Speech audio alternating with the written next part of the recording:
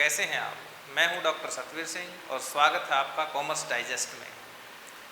तो स्टूडेंट्स, आज हम करते हैं नेक्स्ट जो चैप्टर है हमारा इश्यू ऑफ शेयर्स। तो इश्यू ऑफ शेयर्स करने से पहले हम ये जानना चाहते हैं कि इसमें स्टार्टिंग में जब व्यावसायिक संगठन के एकाकी स्वामित्व और साझेदारी के जो हमारे प्रारूप हैं उनकी कमियों के कारण किसका जन्म हुआ? कंपनी का जन्म हुआ। क्योंकि जो सोल ट्रेड है, एकल व्यापार है, उसमें क्या होना चाहिए? उसमें एक व्यक्ति होता है, वही पूंजी लगाता है, वही मैनेजमेंट करता है और वही प्रॉफिट और लॉस बियर करता है। और सबसे बड़ी बात क्या है कि चाहे सोल ट्रेड हो चाहे पार्टनरशिप हो,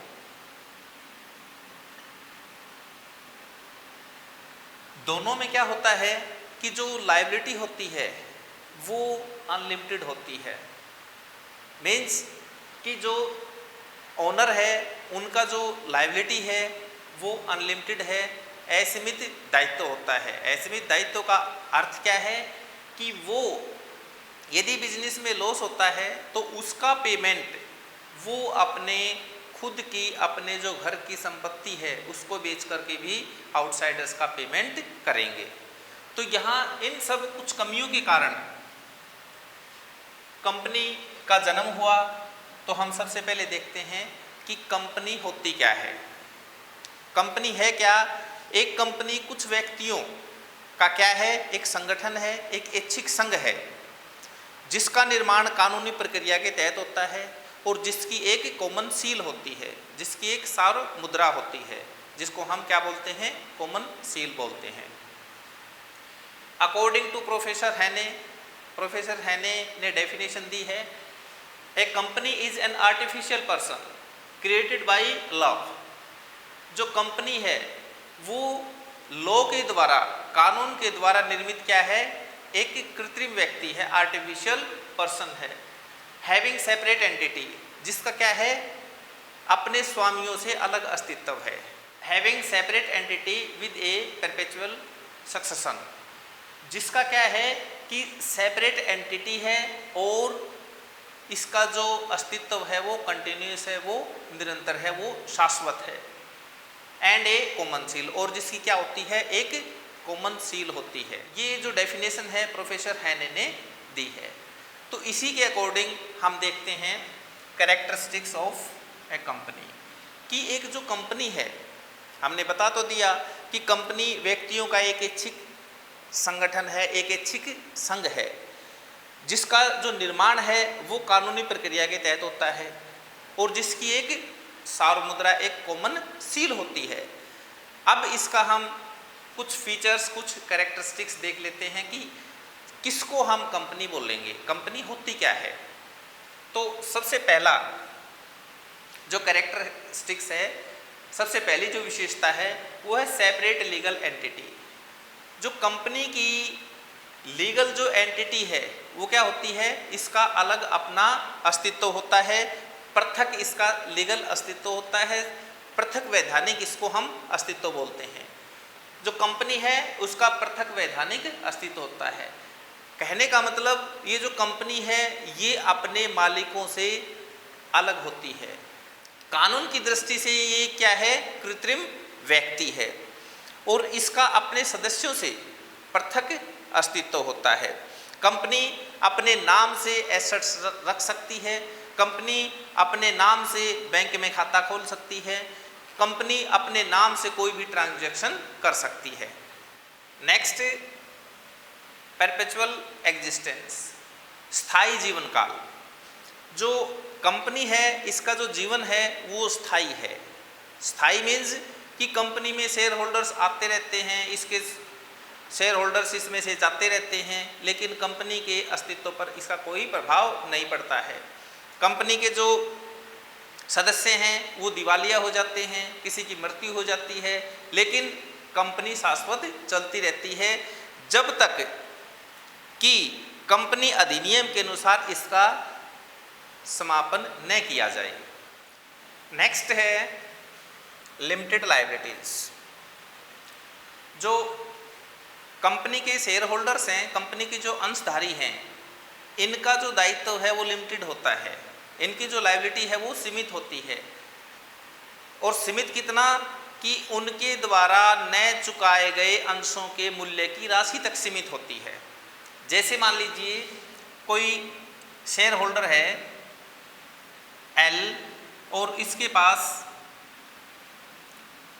100 शेयर 10 रुपये वाले हैं और इन्होंने इस पर 7 रुपये पेमेंट ये कर चुका है, तो यहाँ पर कंपनी इससे अधिक से अधिक इन 100 शेयर्स पर 3 रुपये और मंगवा सकती है, क्योंकि इसकी जो लायबिलिटी है, इसका जो दायित्व है वो 3 रुपये तक ही सीमित है, मीन्स न चुकाए गए मूल्य तक ही सीमित है।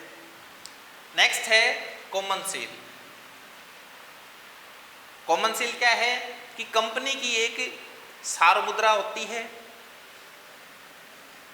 कंपनी एक सार्वमुद्रा के तहत काम करती है। प्रत्येक जो डॉक्यूमेंट्स है उसके ऊपर कॉमन सील लगाना जरूरी है, और यदि किसी डॉक्यूमेंट्स पर कंपनी की ये जो कॉमन सील है लग जाती है, कंपनी उस काम के लिए लाइएबल हो जाती है। और ये जो कॉमन सील है ये अथॉराइज्ड पर्सन के पास होती है। नेक्स्ट है ट्रांसफरेबिलिटी ऑफ शेयर्स, कि शेयर्स की हस्तांतरणीयता। अब जो कंपनी है उसकी जो अथॉराइज्ड कैपिटल है वो हिस्सों में बटी होती है। मान लीजिए किसी कंपनी की जो अथॉराइज्ड कैपिटल है वो 10 लाख रुपए है और इसको 10 रुपए वाले शेयर्स में हमने डिवाइड किया हुआ है, तो जो शेयर्स की संख्या होगी वो 1 लाख शेयर्स होंगे।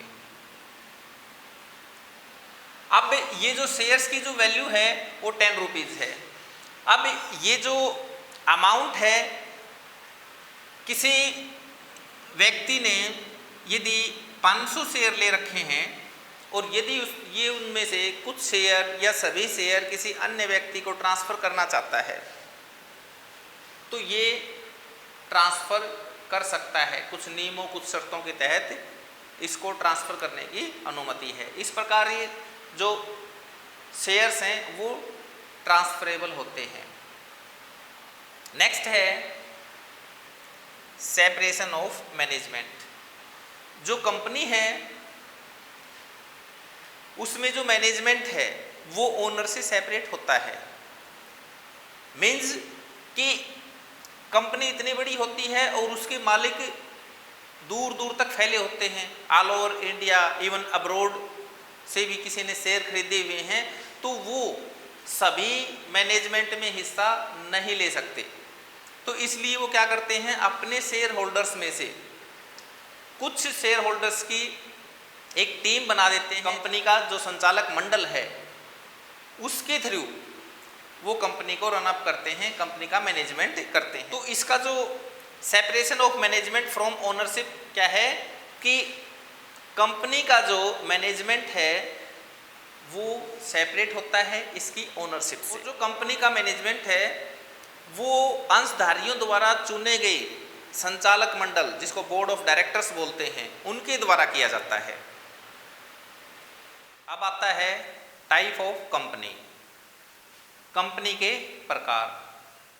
कंपनी एक्ट 2013 के अंतर्गत हम 3 प्रकार की जो कंपनी है मेनली उनको डिफाइन करेंगे। जो सबसे फर्स्ट है unlimited company, second company limited by guarantee, third company limited by shares. और जो कंपनी लिमिटेड बाय शेयर्स है इसको हम डिवाइड कर देंगे प्राइवेट कंपनी, पब्लिक कंपनी और 1 पर्सन कंपनी के अंतर्गत।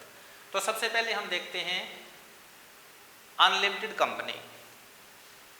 अनलिमिटेड कंपनी क्या है, असीमित जो कंपनी है वो क्या है। देखिए company act 2013 section 2 under section 92 के अकॉर्डिंग अनलिमिटेड कंपनी वो कंपनी है जिसके शेयर होल्डर्स का दायित्व लायबिलिटी अनलिमिटेड है। मतलब इनका जो दायित्व है, इनके अंशधारियों का जो दायित्व है वो असीमित होता है। यहाँ असीमित दायित्व का अर्थ है कि यदि कंपनी को हानि हो जाती है तो उस हानि को चुकाने के लिए अंशधारियों की निजी संपत्ति को भी लिया जा सकता है। तो इस प्रकार से जो अनलिमिटेड जो कंपनी है उन पर इंडिया में कोई रोक तो नहीं है बनाने पर, लेकिन ये प्रचलन में नहीं है। इसका कारण है क्योंकि इनमें अत्यधिक रिस्क होता है, जो रिस्क फैक्टर है ये मेन रीजन है। नेक्स्ट है company limited by guarantee.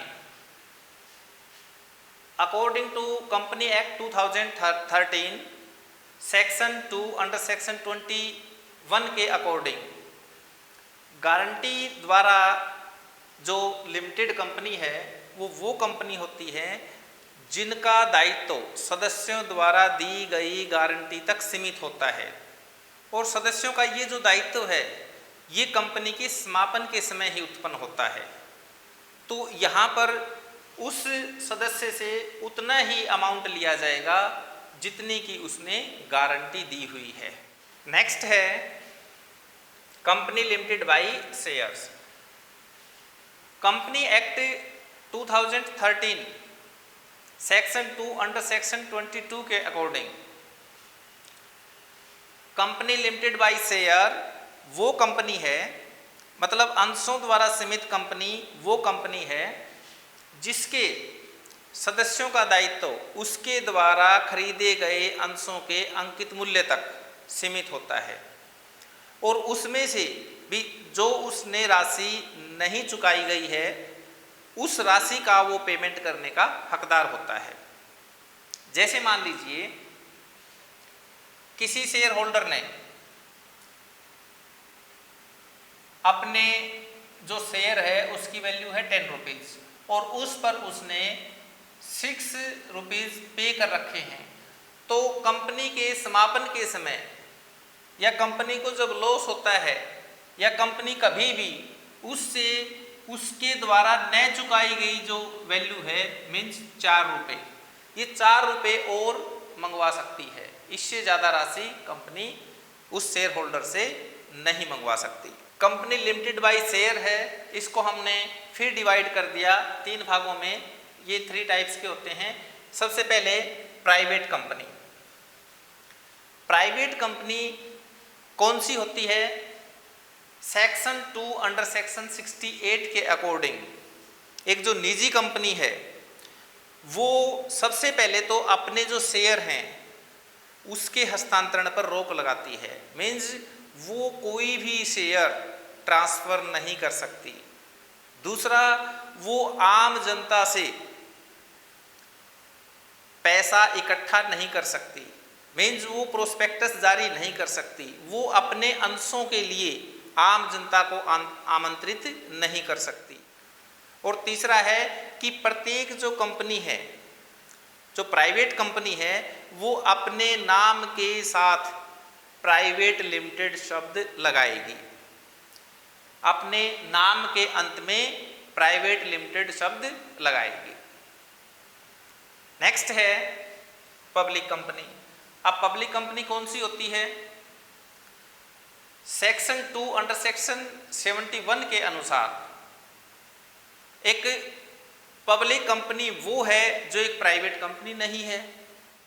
Means जो रिस्ट्रिक्शंस प्राइवेट कंपनी पर हैं उस प्रकार की कोई रिस्ट्रिक्शंस, कोई पाबंदी पब्लिक कंपनी के ऊपर नहीं होती।